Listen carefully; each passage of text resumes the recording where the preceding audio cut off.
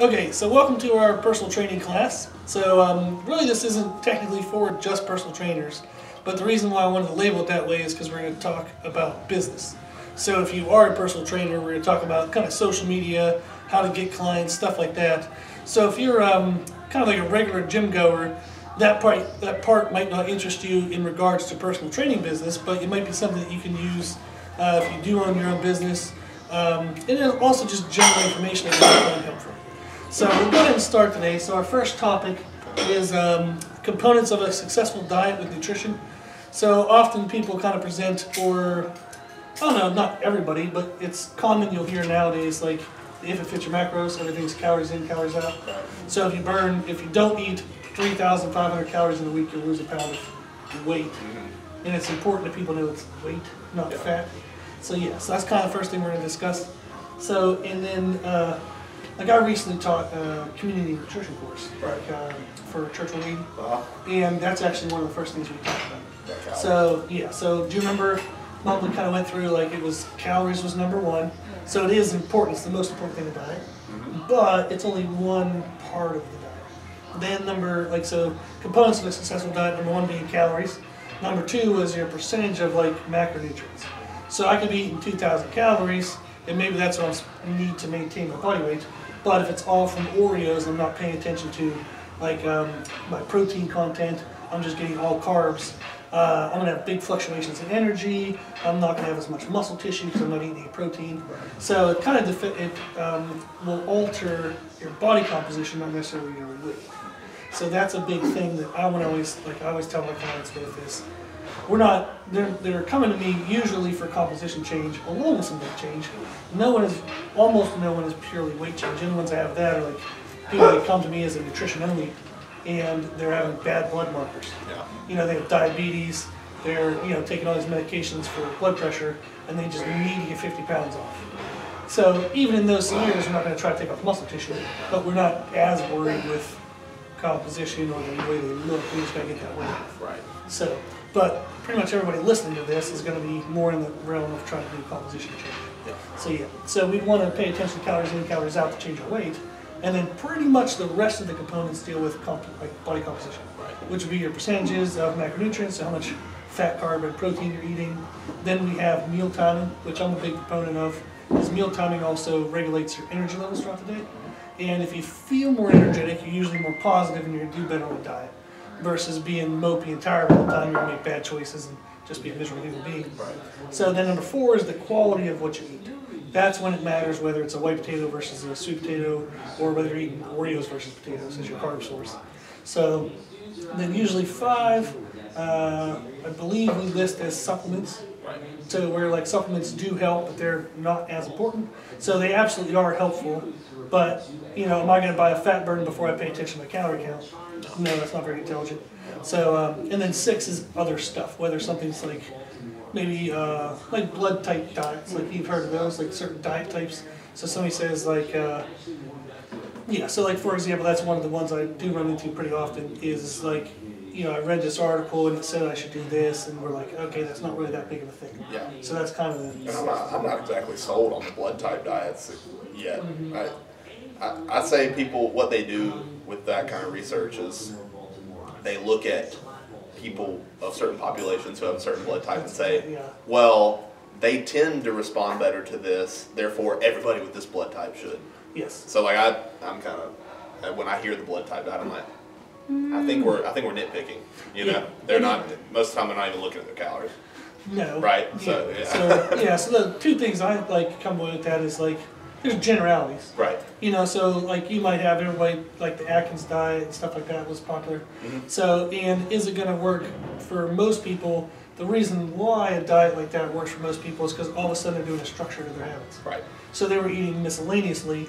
Now they pick up diet XYZ, and all of a sudden they're paying attention to what they're eating. Exactly. It's not necessarily the diet that's working, it's now you're not having ice cream before bed because you're on a diet. So it's usually just they cleaned up bad general habits. So that's where you're so for example, somebody could say I could try X diet for 100 people, and maybe only 70% of people are going to respond well to it. Yeah. So that's where like having stuff pre-structured and decided for you. So meal times decided for you. percentages of macronutrients decided for you. So when stuff's predetermined, it's not going to always work for you. Right. So what we taught in that class was how to decide that stuff for yourself. So then we actually like went through how to modify those numbers, the amounts of stuff, to make it more personal, that we have a better chance of actually working. So like for example, is calories, the amount of calories you eat, like the number one component. So if I'm supposed to eat 2,000 calories and I eat 2,400, Right. is that going to possibly work for me or not work for me? No, that always happens. Right. So yeah, so with certain diet types you're going to have, sometimes it works, sometimes it doesn't, but with just the components we're talking about, they're pretty much set on. Right. If I don't eat any protein, I'm not going to build muscle. That's pretty much how it goes. Yeah. So yeah, so that's something we go through. So not taking the entire hour to talk about it, but that's usually the components of a successful diet. And most people start their diets at number 4, which is paying attention to the quality of what they eat. So they're going to say, okay, for breakfast, instead of like white bread, I'm going to have wheat bread. And that's, okay, that's a good thing, but that's really freaking small. Like if you're not paying attention to changing how much you're eating, you know, eating white bread, like wheat bread versus white bread isn't going to make you lose 30 pounds. Right. You know, it's not all of a sudden going to put, you know, 20 pounds on the bench press. It's not going to do much. So yeah, so we were teaching them basically to take care of numbers 1, 2, 3. So you take care of making sure your calories are correct for what you do, and then having enough amount of protein in your diet, and then also not overeating protein as a bodybuilder. So we know like when people try to do bodybuilding, like I remember in like the 90s, it was like 2 grams of protein per pound of body weight. Yeah. So if I weighed 200 pounds, I was eating 400 grams of protein a day. Right. And then you're like eating no carbs and fats because Yeah. that took your whole damn day to eat that, and then you have no energy. Yeah. So it's almost like you can overeat protein as well. Yeah. Yeah, so we were teaching in the class to where like protein is like 0.6 to 1 gram per pound of body weight. Now there's arguable parts out the wazoo for that. Some bodybuilders might want to go about 1 gram, Right. but for the most part, if people hit in that window, so 0.6 to 1 gram per pound of body weight, they'll do that, they'll get some results, then they can decide to move. Right. So, Yeah. I think they just produced a research study like a few days ago, and the most recent figure is 1.6 grams per kilo. Okay, So so it pretty much equates to Yeah. that. It's a study on whey protein consumption, but they came out to that number, which I thought was interesting. yeah, basically a kilogram would be 2.2 pounds. So Right. I just do cheap math and divide it by 2. Right. So if it's 1.6, you're talking around 0.8. Yeah. Somewhere around there. Yeah. So yeah. Yeah, so something like 0.6 to 1 window. Yeah. Yeah, so that kind of tells you that that's enough protein to get your muscle growth, but you're also not going to be overeating protein to the point where it limits how much carbs and fats you Exactly. can. Exactly. Yeah, so, and then usually carbs and fats, like before I keep talking all the time, do you have any like rules or guidelines for how much carbs and fats you tell clients to eat? So what I do typically is we'll calculate protein first, and typically it's like you said, 0.8, just 0.6 to 1 per pound. Does it go different if they're working out more or bodybuilding? It does depend. powerlifting? You know, if they're bodybuilders, I typically just round to 1. If they are trying to lose weight and they've always struggled with weight, it's typically 1 because I know that protein's more of a satiating macronutrient, typically, depending on what you're eating. So we calculate the protein, and we already have our calories set. So let's say Bob's calories need to be 2,500. So we'll get he weighs 200 pounds. We'll do 200 grams of protein. So we get that. Then we do fat because fat is the next essential nutrient for survival. Yep. Typically, I go 0.4 to 0.6 grams per pound of body weight.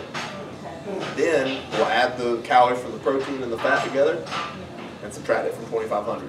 And then whatever we have left, divide it by 4, and there's your carbs. Okay. I mean, it's kind of complex, but at the not same that time, bad it's once not you that bad, practice it. really. Yeah. Just look at it on paper. It's a bunch of multiplication.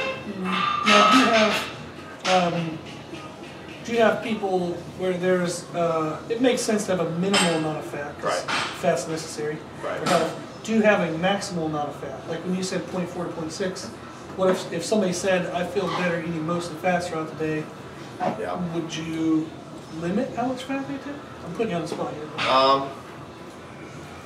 I've never had a client that we go over 120 grams per day of fat, and typically with that much, they're going to be okay Yeah. in general. I mean, if you're consuming 120 grams of fat, but I've never had anybody tell me that, so I wouldn't really know what to do in that situation. I don't think it would be optimal for somebody to consume 200 grams of fat in their diet. It's just going to slow down digestion. Right, and they're going to feel all nasty day. and bloated. Now, if you're like have some kind of insulin sensitivity or diabetic, then we can talk about Some special case scenarios, Right. like medical conditions. But Yeah, and to be honest with you, the macros, for most general population people, we don't even get to that. Typically, I tell them, we'll go to 1 and 3 on this scale of importance. Figure your calories, and then clean up your diet. And then what I find from that, people have this general understanding of what's clean. True. If they track their calories and eat, say, a whole grain turkey sandwich, and eggs and bacon, and then have chicken breast and something for dinner, that's clean to them. Yeah. And typically, if they're within their calories, their macros are kind of there. Yes. That's typical, but that's not everybody. No, that is true. Like you can simplify this stuff Yeah. as much as that person's habits allow. Right. So, right. for example, if we tell somebody, eat around this many calories, and try to eat healthy, clean food, Right. and they come back to me and they're eating like a rabbit, everything's Yeah. a salad, Yeah. and I'll say, oh my God, you're not eating any meats, there's no proteins, so then all of a sudden you have to put that rule of protein in. So it is true, is like sometimes It takes certain time. behaviors will Yeah. come automatic, some of them are like you have to force it. So per client, you're going to have maybe, okay, everybody we got to control calories. Right. Then let me see if this person's already eating enough protein. So maybe I'll do the calculation Yeah. to figure out how much protein they should have. But if they're already eating enough, I don't really need to burden them with that. Exactly. Let's pick the thing or two that they're not doing well and focus on that. Yeah.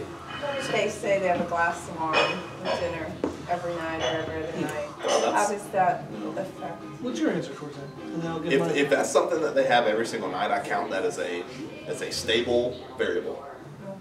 We just go ahead and subtract that from the amount of calories that they are allowed in a day, and then move on with that. But typically with alcohol consumption, it's its own macronutrient. But I like to just throw it in with carbs. Yeah. I'd say it's too, but nobody ever calculates 1 gram of alcohol. It's literally, I'll say if you're having red wine, it's like 140 calories per 4 ounces. Just subtract the total calorie. Yeah. Yeah. And I tend to also, like with something like that, if they do it on a fairly regular basis, Yeah.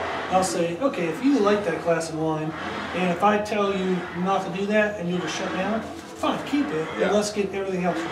Yeah, and And most then when our progress stops, or when you want more progress, you're going to then eventually decide, okay, before I go to eating, boiled everything and vegetable only, let me trade off this wine some every one of it. Yeah, so I kind of have them clean up their habits around that thing, and usually they're going to get good enough results to where very rarely do you then have to take the wine away. Right.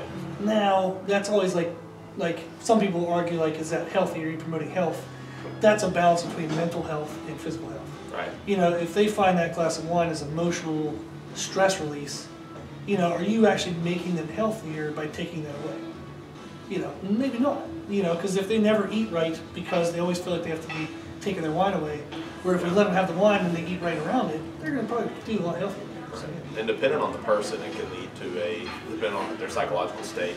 You never want to develop a bench and purge pattern. No, that's true. What they're going to do is they're going to restrict it for 2 weeks, and they're going to be doing great, and then they hit a high weigh-in or something, and they get down on themselves, and the next thing they know, they've had 2 bottles of wine.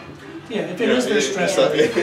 If it's their stress relief, and Yeah. you're taking their stress relief away, Right. they're going to do good, hit a big stress moment in life, Mhm. bam, screw up and drink it. Exactly. Whatever their trigger may be. Yeah, so that's true. So if somebody says that, I usually I tell them that it's not a good choice, Right. that there are going to be negative consequences. But for now, we got bigger fish to fry, let's get Right. the bigger stuff done. Exactly. Because very rarely is somebody who drinks a bottle, a thing of wine every night, like a glass of wine, they're not already paying attention to calories. Yeah. So let's just get their calories worked in first, and then worry about that glass of wine later. So, yeah, so basically that's kind of the idea of like calories in versus calories out. So the main point I would want to get across is if you only look at calories, you're only changing your weight. Yeah. You're not changing your composition, and you're not paying attention to how you feel throughout the day. Right. So, because if you eat better meal timing, you eat better quality of food, you're gonna have longer sustainable energy. You're gonna have like less big spikes and drop offs throughout the day. So I kind of tell people is it's not calories in versus calories out. If you want to do this for a lifestyle and be the best you can be, that only manages weight. That's it. So yeah. So that's kind of the big hammer home message. So and then we'll kind of move on from that. So the next